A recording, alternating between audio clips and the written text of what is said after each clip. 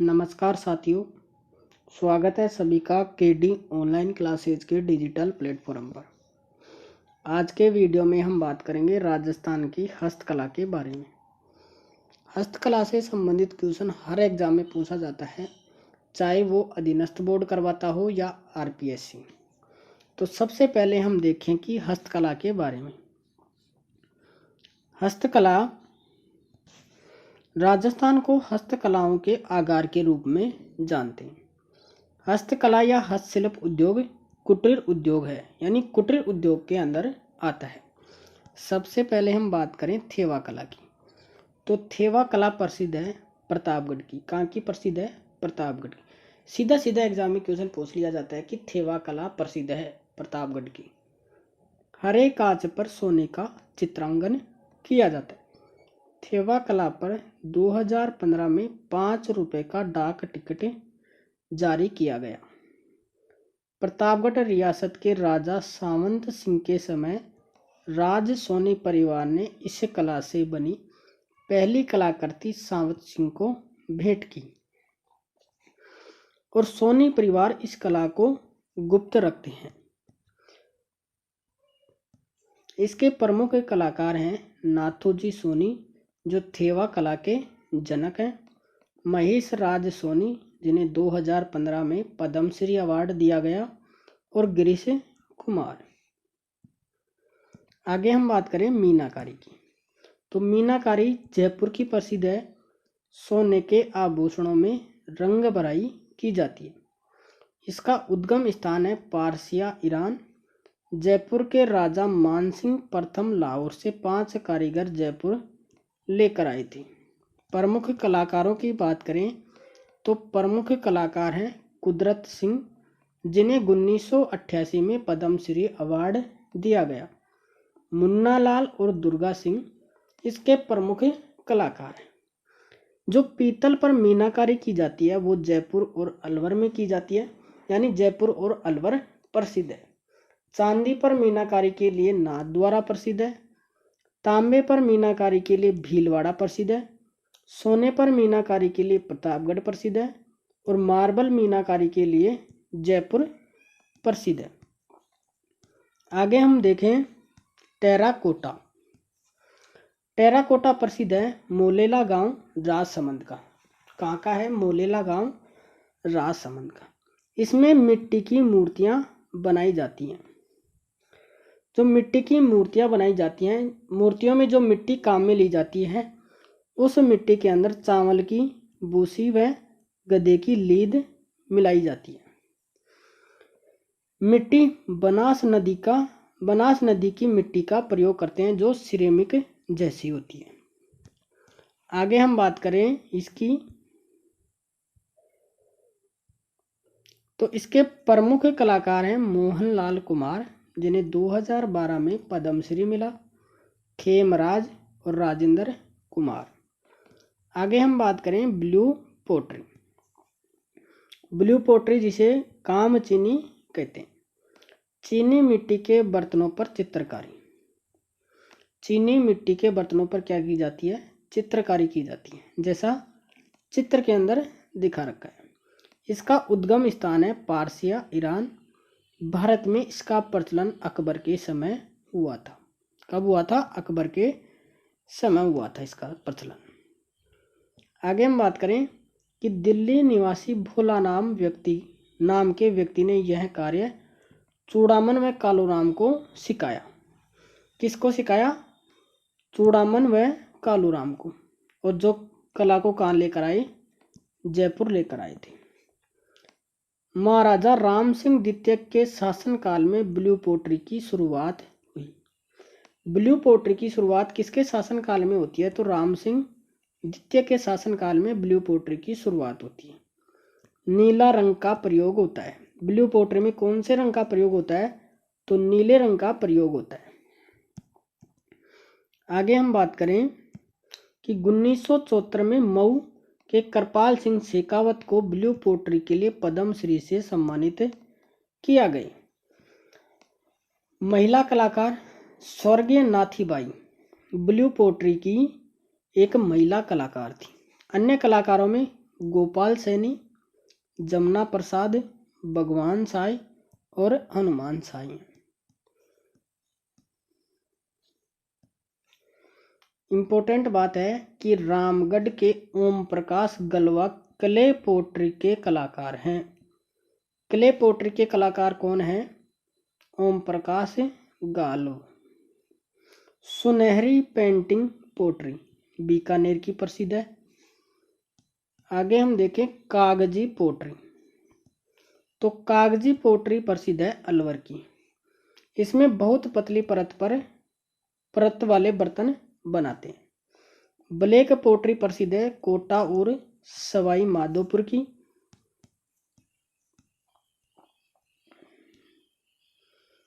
बंदेज, बंदेज का कार्य किया जाता है जयपुर में। तो जयपुर की प्रसिद्ध कपड़े को बांधकर डिजाइन तैयार करना। बंदेज के अंदर क्या होता है? कपड़े को बांधकर क्या की जाती है? डिजाइन तैयार की जाती है। बांधो या रंगो कला भी कहते हैं, टाई या डाई कला भी कहते हैं। बंदेज की साड़ियाँ, बंदेज की साड़ियाँ प्रसिद्ध है जोधपुर की प्रसिद्ध है और चुनरियाँ प्रसिद्ध हैं जयपुर और जोधपुर की। बात करें लहरिया की, तो लहरिया जयपुर का प्रसिद्ध है। कहाँ का प्रसिद्ध है? जयपुर का प्रसिद्ध है। कपड़े पर विभिन्न प्रकार के रंगों की लहरें बनाई जाती हैं। यदि धारियाँ एक दूसरे को काटती हैं तो उसे मोठड़ा कहा जाता है। ऐसे धारी अगर आपस में एक दूसरे को काटती हैं तो उसे क्या कहते हैं? मोठड़ा कहते हैं। मोठड़ा जोधपुर का प्रसिद्ध है। मोठड़ा कहाँ का प्रसिद्ध है? जोधपुर का प्रसिद्ध है। जयपुर का राजशाही लहरिया और समुद्रिया लहरिया प्रसिद्ध है। जरी की साड़ी भी कहाँ की प्रसिद्ध है? जयपुर की प्रसिद्ध है। आगे हम बात करें दाबू प्रिंट। तो दाबू प्रिंट आकोला चित्तौड़गढ़ का प्रसिद्ध है। छिपा जाति द्वारा कपड़े के जिस स्थान पर रंग नहीं चढ़ाना उसे दबा देते हैं। दाबू प्रिंट कहाँ का प्रसिद्ध है? आकोला चित्तौड़गढ़ का। और यह कार्य करती है छिपा जाति। मोम का दाबू ये प्रसिद्ध है सवाई माधोपुर का। मिट्टी का दाबू प्रिंट प्रसिद्ध है बालोतरा का। गेहूं के बीदन का दाबू प्रिंट प्रसिद्ध है बगरू और सांगानेर का। पावर लूम कपड़े पर छपाई का कार्य प्रसिद्ध है बालोतरा का। अजरक प्रिंट, तो अजरक प्रिंट प्रसिद्ध है बाड़मेर का। कपड़े पर लाल व नीले रंग की छपाई होती है। अजरक प्रिंट कहाँ का प्रसिद्ध है? बाड़मेर का। मलिर प्रिंट प्रसिद्ध है बाड़मेर का। कत्थई व काले रंग का उपयोगी होता है। अजरक और मलिर प्रिंट कहाँ का प्रसिद्ध है? बाड़मेर का। आगे हम बात करें सांगानेरी प्रिंट की। तो सांगानेरी प्रिंट प्रसिद्ध है सांगानेर जयपुर का। लोकप्रिय बनाया था मुन्ना लाल गोयल ने। सांगानेरी प्रिंट को प्रसिद्ध या लोकप्रिय बनाया था मुन्ना लाल गोयल ने। हैंड ब्लॉक प्रिंटिंग तकनीक से कपड़े पर फूलों की बारीकी का काम किया जाता है। आगे हम देखें बगरू प्रिंट। तो बगरू प्रिंट है जयपुर का बगरू का। बगरू जयपुर का। बेल, फूल, पत्ती में पशु पक्षियों की छपाई की जाती है कपड़े के ऊपर। प्रसिद्ध कलाकार हैं राम किशोर छिपा।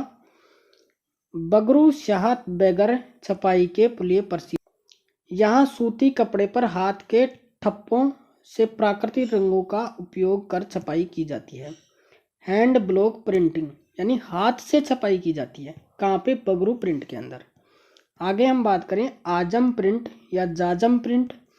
ये आकोला चित्तौड़गढ़ का प्रसिद्ध है। भोडल की छपाई ये भीलवाड़ा का प्रसिद्ध है। अब्रक से छपाई करते हैं। अब्रक को स्थानीय भाषा में क्या कहते हैं? बोडल कहते हैं। आगे हम देखें कोटा डोरिया या मसूरिया साड़ी ये प्रसिद्ध है कैथून कोटा की।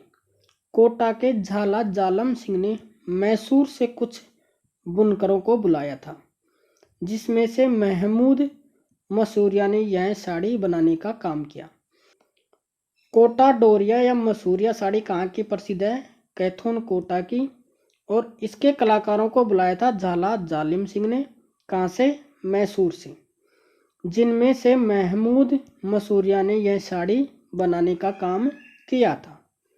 आगे हम बात करें मलागिरी या मलयगिरी।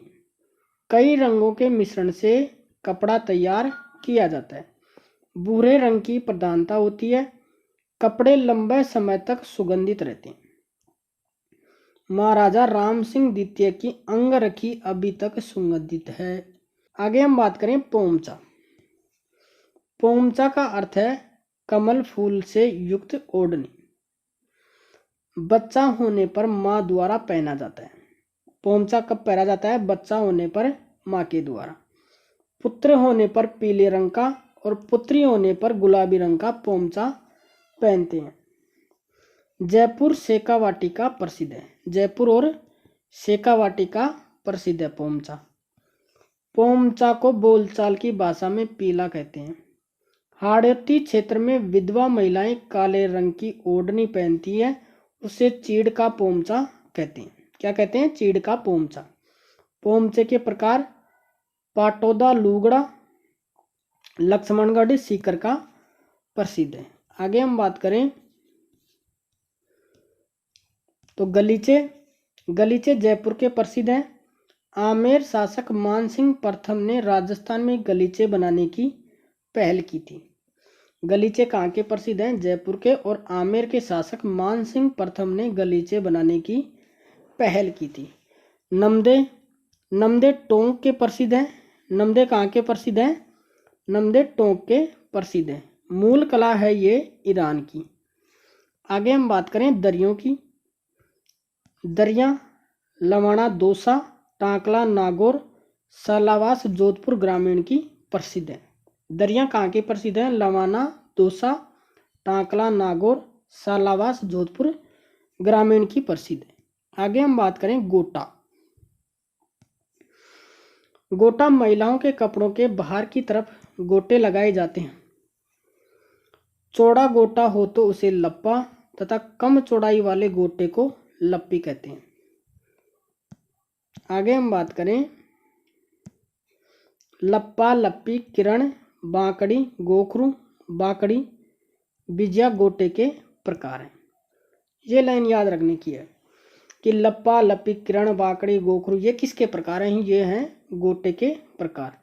खंडेला सीकर गोटे के लिए प्रसिद्ध है।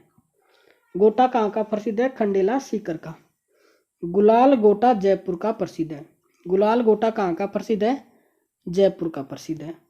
आगे हम बात करें बातिक।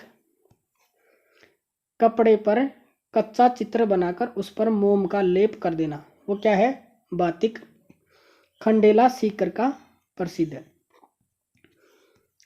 फड़ चित्रण ये कहाँ का प्रसिद्ध है? सापुरा का। छिपा जाति के जोशी चितेरे द्वारा पट चित्रण किया जाता है, जिसे फड़ कहते हैं। पट कपड़े पर चित्र बनाकर लोक देवता की कथा प्रस्तुत करना। प्रमुख कलाकार हैं श्रीलाल जोशी, जिन्हें 2006 में पद्मश्री मिला। पार्वती जोशी प्रथम महिला चित्रकार। कल्याण जोशी। सबसे लोकप्रिय या सबसे छोटी फड़ है पाबूजी की, और सबसे पुरानी या सबसे बड़ी फड़ है देवनारायण जी की। बादला ये है जोधपुर का प्रसिद्ध जिंक या जस्ते से निर्मित पानी रखने की बोतल, जिसके अंदर क्या होता है कि पानी बहुत ठंडा रहता है। तारकसी के जेवर नाथ द्वारा राजसमंद का प्रसिद्ध है। चांदी के पतले तारों से आभूषण बनाए जाते हैं। कोप्तगिरी फौलाद या लोहे की वस्तुओं पर सोने के पतले तारों की जड़ाई की जाती है। यह कला दमिश्क से पंजाब लाई गई। मुगलों के समय यह राजस्थान आई। जयपुर और अलवर की प्रसिद्ध है। कोप्तगिरी कहाँ की प्रसिद्ध है? जयपुर और अलवर की। तहनिसा डिजाइन को गहरा खोदकर उसमें पतले तार भरते हैं, जैसा चित्र में दिखा रखा है। उदयपुर और अलवर में यह कार्य किया जाता है मुख्यतः। तलवार सिरोही की प्रसिद्ध है। तलवार कहाँ की प्रसिद्ध है? सिरोही की प्रसिद्ध है। तलवार के नाम बोगलिया, 2 गांठ वाली तलवार।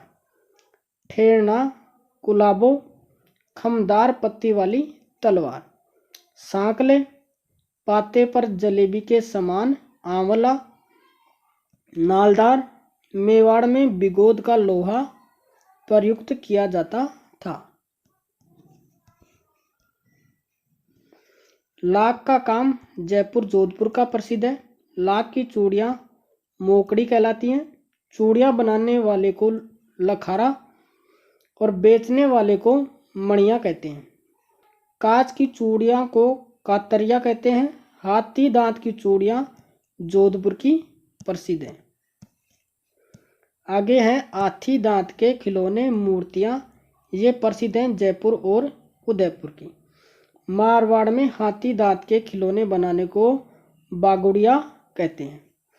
इसके आगे की बात हम अगले वीडियो के अंदर करेंगे। तब तक के लिए धन्यवाद दोस्तों। जय हिंद।